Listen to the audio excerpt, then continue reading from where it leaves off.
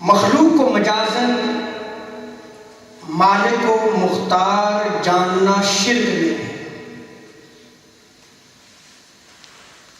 پھر سمجھیں، مخلوق کو مالک و مختار جاننا شرک نہیں ہے۔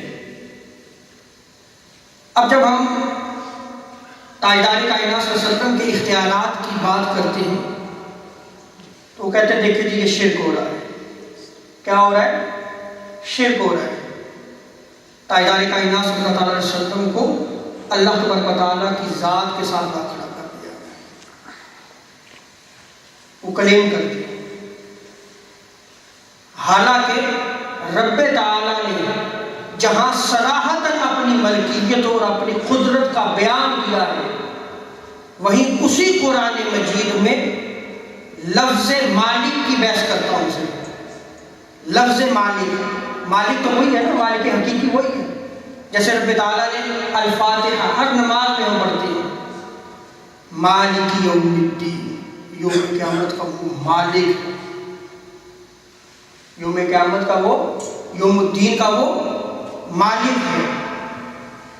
لیکن یہی لفظ دیگر مقامات پر لفظ مالک کہ وہ مالک ہے، یہی ملکیت رب تعالیٰ نے مشرکین کے لیے بھی جو ہے وہ ثابت کی اور بیان کیا ہے، مشرکین کے لیے بیان کیا ہے۔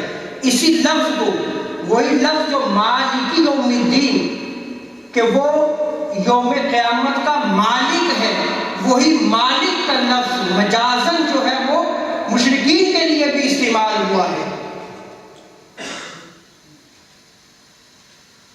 اور اگر ان کے اسی کلیم کو مان لیا جائے جو وہ اعتراض کرتے ہیں تاجدار کائنات صلی اللہ تعالی علیہ وسلم کے اختیارات پہ، حضور کے مختار کل ہونے پہ،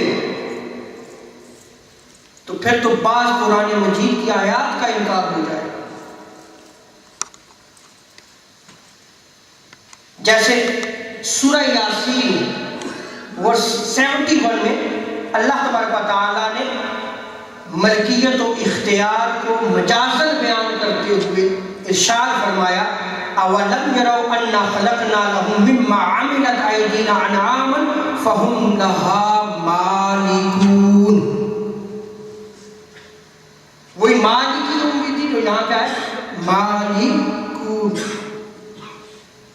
کیا انہوں نے نہیں دیکھا کہ ہم نے اپنے دست قدرت سے بنائی مخلوق میں سے ان کے لیے چوپائے پیدا کیے جو 4 پاؤں پہ چلتے ہیں، تو وہ ان کے مالک ہیں، ان کے مالک ہیں، ان کو ان پر اختیار دیا گیا ہے۔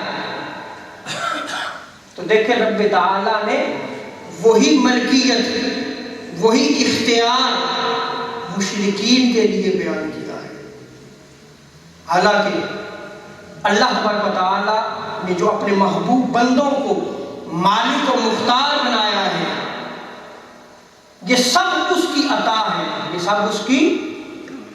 اب عقیدہ سمجھ لیں، ہم کسی کے بھی اختیارات کی جب بات کرتے ہیں مخلوق میں تو وہ رب کی عطا سے کرتے ہیں۔